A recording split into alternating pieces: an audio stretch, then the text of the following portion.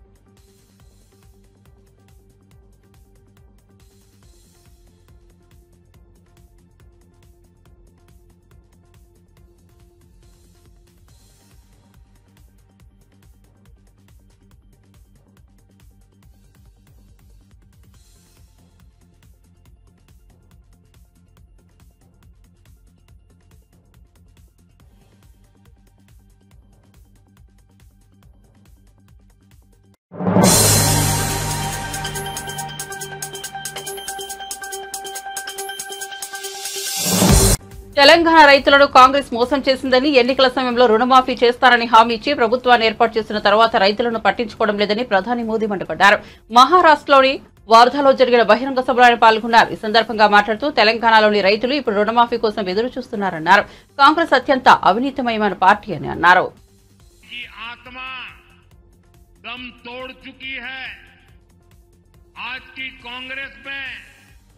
नफरत का भूत दाखिल हो गया है। आप देखिए, आज कांग्रेस के लोगों की भाषा, उनकी बोली विदेशी धरती पर जाकर उनके देश विरोधी एजेंडे, समाज को तोड़ना, देश को तोड़ने की बात करना, भारतीय संस्कृति और आस्था का अपमान करना, ये वो कांग्रेस है जिसे टुकड़े टुकड़े गैंग और अर्बन नक्सल के लोग चला रहे हैं। आज देश की सबसे बेईमान और सबसे भ्रष्ट कोई पार्टी है तो वो पार्टी कांग्रेस पार्टी है। देश का सबसे भ्रष्ट परिवार कोई है तो वो कांग्रेस का शाही परिवार है। साथियों, जिस पार्टी में हमारी आस्था और संस्कृति का जरा सा भी सम्मान होगा, वो पार्टी कभी गणपति पूजा का विरोध नहीं कर सकती। लेकिन आज की कांग्रेस को गणपति पूजा से भी नफरत है। महाराष्ट्र की धरती गवाह है आजादी की लड़ाई में लोकमान्य तिलक के नेतृत्व में गणपति उत्सव भारत की एकता का उत्सव बन गया था। गणेश उत्सव में हर समाज, हर वर्ग के लोग एक साथ जुड़ते थे। इसलिए कांग्रेस पार्टी को गणपति पूजा से भी चीड़ है। मैं गणेश पूजन कार्यक्रम में चला गया तो कांग्रेस का तुष्टीकरण का भूत जाग उठा। कांग्रेस गणपति पूजा का विरोध करने लगी। तुष्टीकरण के लिए कांग्रेस कुछ भी कर रही है। आपने देखा है कर्नाटका में तो कांग्रेस सरकार ने गणपति बप्पा को ही सलाखों के पीछे डाल दिया। गणपति की जिस मूर्ति की लोग पूजा कर रहे थे उसे पुलिस वैन में कैद करवा दिया। महाराष्ट्र गणपतीची आराधना करीत होता आणि कर्नाटकात गणपतीची मूर्ती पुलिस वैन मध्ये होती। साथियों, पूरा देश गणपति के इस अपमान को देखकर आक्रोशित है। मैं हैरान हूं। इस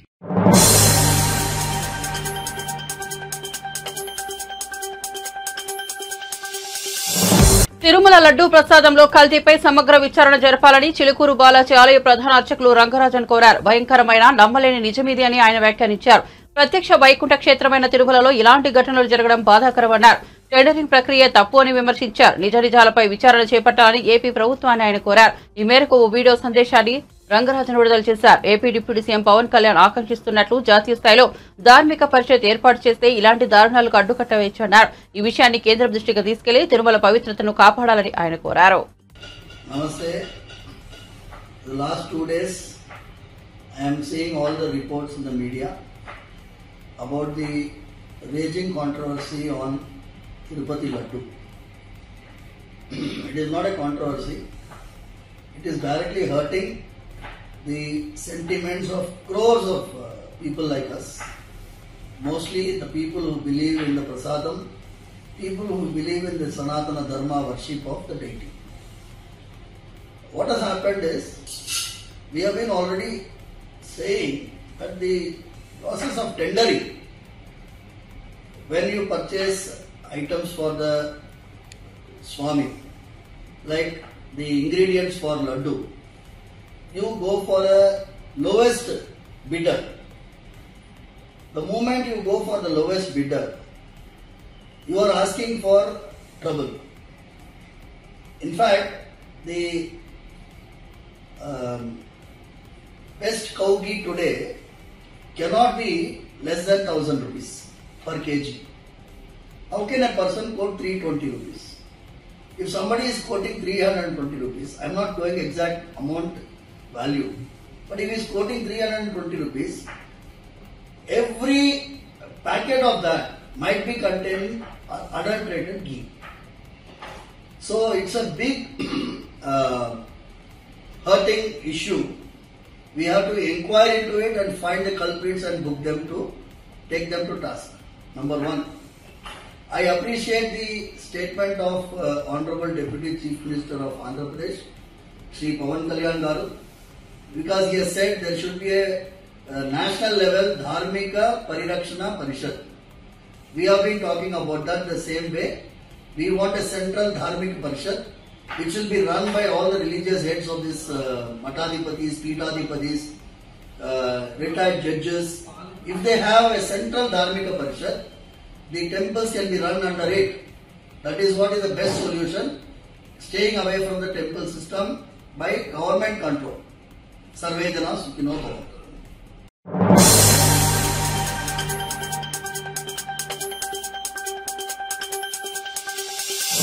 గచ్చిబౌలిలోని ఉర్దూ యూనివర్సిటీలో ఉద్రిక్త వాతావరణం నెలకొంది. పురుగుల అన్నం పెడుతున్నారని విద్యార్థులు ఆందోళనకు దిగారు. యూనివర్సిటీ యాజమాన్యానికి పలుమార్లు ఫిర్యాదు చేసినా పట్టించుకోవడం లేదని సుమారు 400 మంది ధర్నాకు దిగారు. పెద్ద ఎత్తున నినాదాలు చేయడంతో ఒక్కసారిగా యూనివర్సిటీ దద్దరిల్లిపోయింది.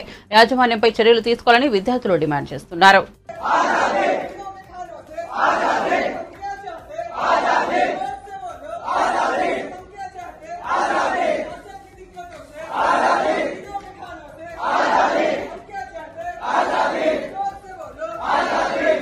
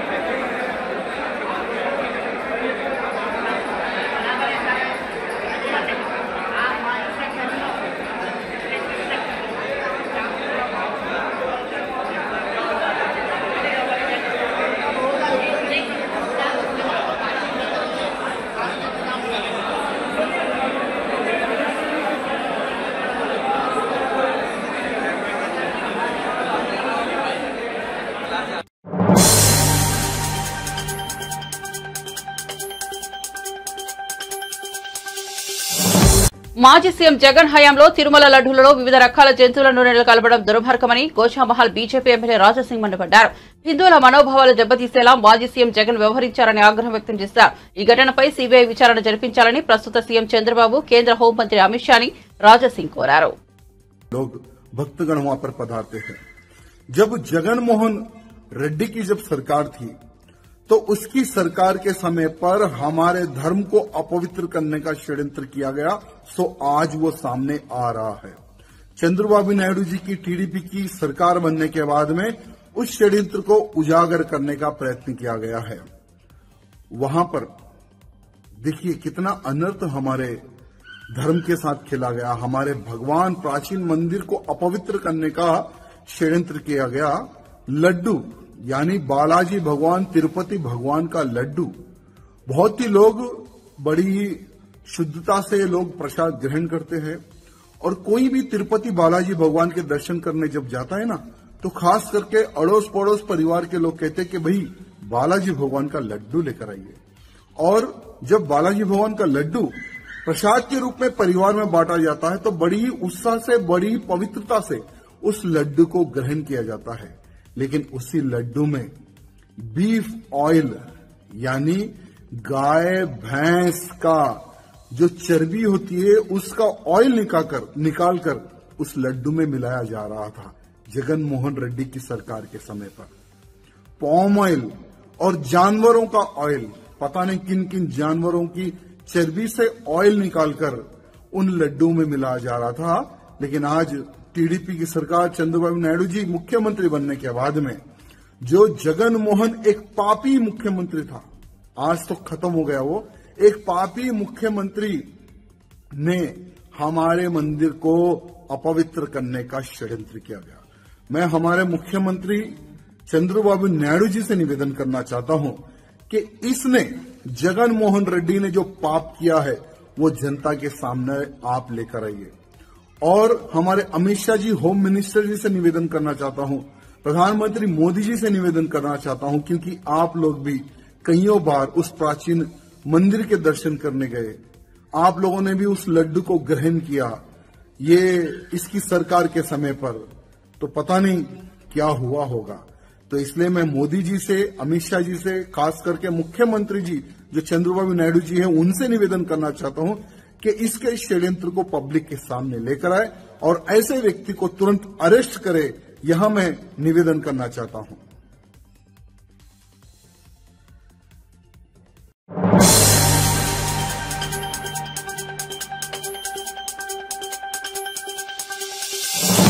లైంగిక వేధింపుల ఆరోపణలు ఎదుర్కొంటున్న కొరియోగ్రాఫర్ జానీకి మరో డాన్స్ మాస్టర్ రాము మద్దతు ప్రకటించారు. నార్సింగి పోలీస్ స్టేషన్ వద్ద రాము మాట్లాడుతూ జానీ ఎలాంటి తప్పు చేసి ఉండకపోవచ్చన్నారు. కావాలని జానీని ఇరికించే ప్రయత్నం చేస్తున్నారని ఆరోపించారు. నిజం బయటికి వచ్చాక న్యాయం పక్షాన పోరాడతామన్నారు. కొరియోగ్రాఫర్ అసోసియేషన్ లో సభ్యత్వాలు నిరాకరించారనేది అసత్యమని వెల్లడించారు. ఎవరికి ఏ ప్రాబ్లం వచ్చినా వాళ్ళని ఆదుకున్నాడు. సరే, ఆయన మీద అందరం మేము ఒక 600 మెంబర్స్ ఉంటే దాంట్లో ఒక 30% అంటే 30% ఆయన తరపు ఉండకపోవచ్చు. అందరు ఉండారని చెప్పారు, అందరు తన వెనుకలనే ఉన్నారు. కాకపోతే అంటే అసలు వాళ్ళు బయటికి రారు.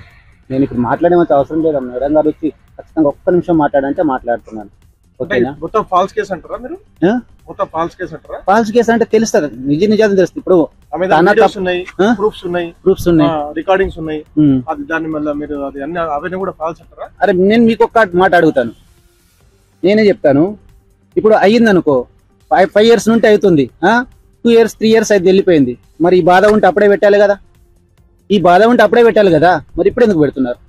బెదిరింపులకు పాల్పడ్డాడు. బెదిరింపులకు పాల్పడతారా ఎవరన్నా? నేను ఇండస్ట్రీ మీతో కాకపోతే కొరియా 10 సార్లు చెంపదెబ్బ కొట్టే 11 టైం ఎందుకు కొట్టారు, అప్పుడు కొట్టద్దు కదా అన్నట్టు చెప్పంటే ఆమె విసిగిపోయింది మేడం. ఓకే, అది జాబ్ కాదు. అది ఇప్పుడు కొరియోగ్రాఫర్ అంటే ఒక్క సాంగ్ 4 days మాత్రమే ఉంటుంది. ఆ 4 days వరకు రిహార్సల్ ఉంటుంది. దాని తర్వాత వేరే మాస్టర్ దగ్గర వెళ్ళిపోవచ్చు, వేరే మాస్టర్ దగ్గర రిహార్సల్ వెళ్ళిపోవచ్చు.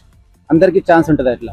అట్లా డాన్సర్ల పట్ల వివక్షత చూపించాడు మాస్టర్. కార్డుల విషయంలో కూడా చాలా ఇబ్బంది అయింది అంటూ డాన్సర్లే స్వయంగా చెప్తున్నారు. ఒకవైపు కూడా union, okay fake news, union నుంచి కూడా ఒక ఆడియో కాల్ అనేది బయటకు వచ్చింది సంచలనంగా. ఆ ఆడియో కాల్ లో బెదిరిస్తున్నారు ఏమని, డాన్సర్ల నోరు నొక్కి.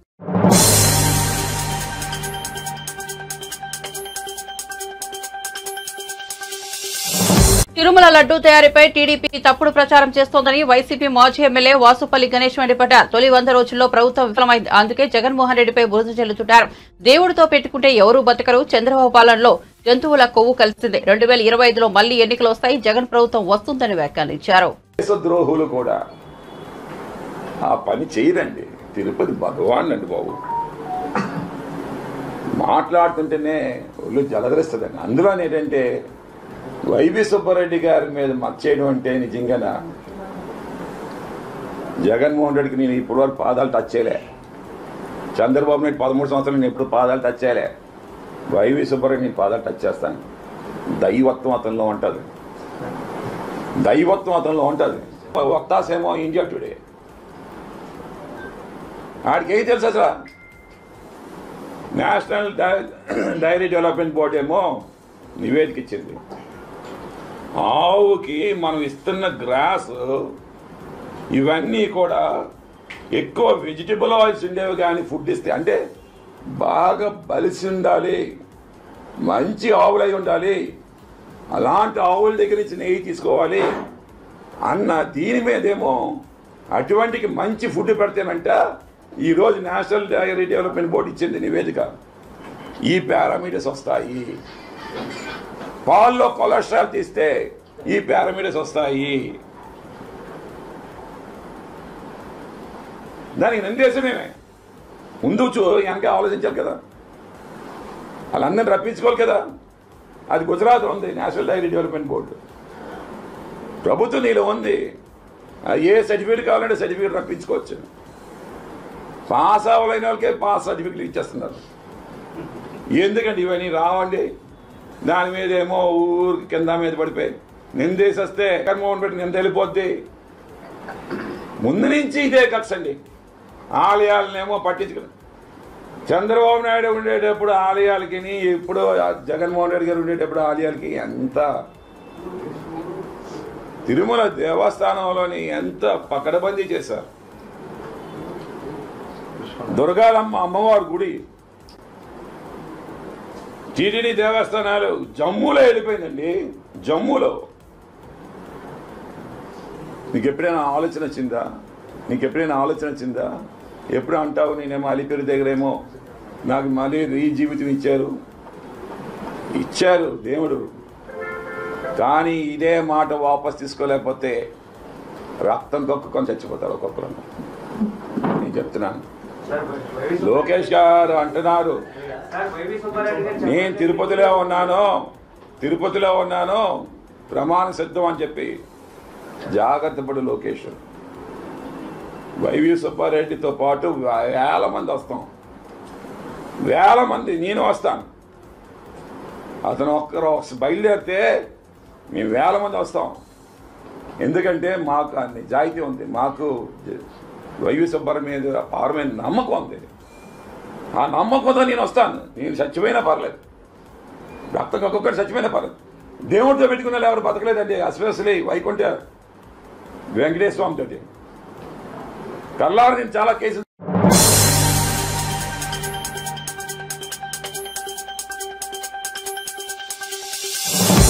హైదరాబాద్ రాజేంద్ర నగర్ లోని సర్దార్ వల్లభాయ్ పటేల్ పోలీస్ అకాడమీ 76వ బ్యాచ్ ఐపీఎస్ ల పాసింగ్ అవుట్ పరేడ్ నిర్వహించారు. అందులో అకాడమీలో ఇచ్చే శిక్షణ, క్యాండిడేట్ల క్రమశిక్షణ, గ్రూప్ స్టడీస్ తదితర విషయాలను ఎలా నేర్చుకుంటున్నారో క్లుప్తంగా వివరించారు. ఈ నేపథ్యంలో ఐపీఎస్ ట్రైనింగ్ పై అకాడమీ స్పెషల్ వీడియో విడుదల చేసింది.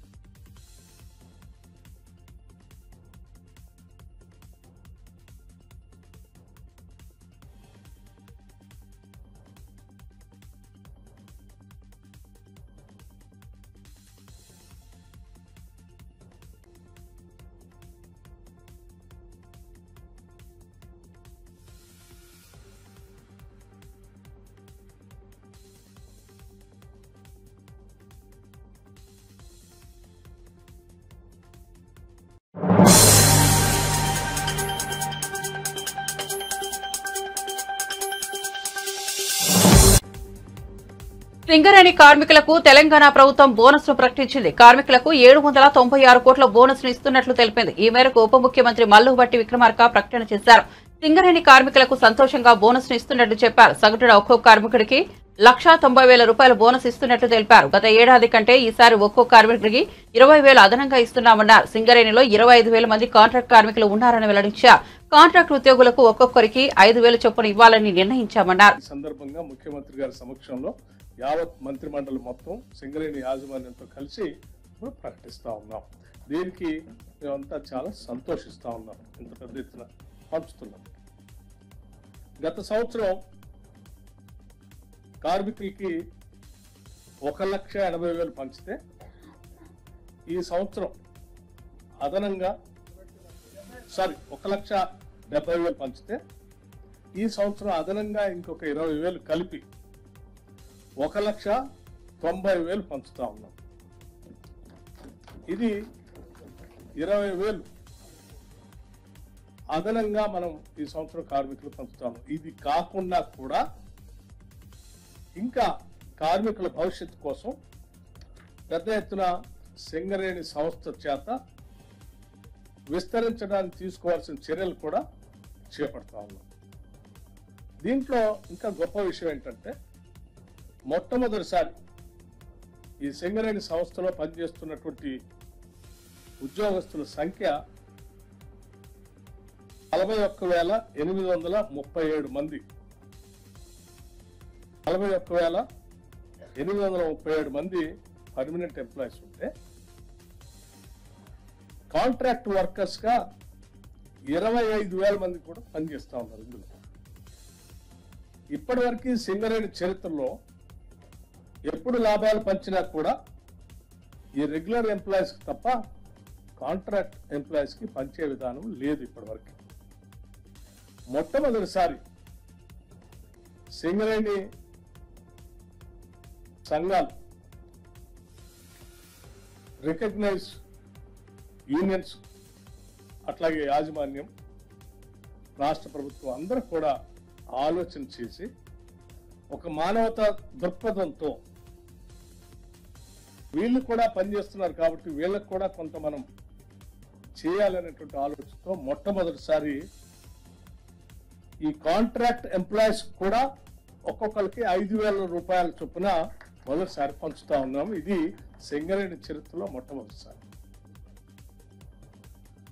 దీంతో పాటు ఈ రెండింటితో పాటు ఈ కార్యక్రమం అంతా కూడా దసరా పండగ కంటే ముందే ఈ లాభాలని ప్రకటించాలని, తద్వారా సింగరేణి కార్మికులంతా కూడా దసరా సందర్భంగా పెద్ద ఎత్తున వాళ్ళు ఉత్సవాలు చేసుకోవాలని ఆలోచనతో ఈ కార్యక్రమాన్ని ఇప్పుడు ప్రకటిస్తూ భవిష్యత్తులో ఈ లాభాలు వాళ్ళతో పంచడంతో పాటు సింగరేణి వ్యవస్థని వాళ్ళ నెక్స్ట్ జనరేషన్స్ కూడా ఉపయోగపడేటట్టుగా విస్తరించే కార్యక్రమంలో భాగంగా ఆ పెట్టుబడులు కూడా కొంత పెట్టుబడి పెడతా ఉంది. దాంట్లో భాగంగా సింగరేణి కాలేజ్ సంబంధించి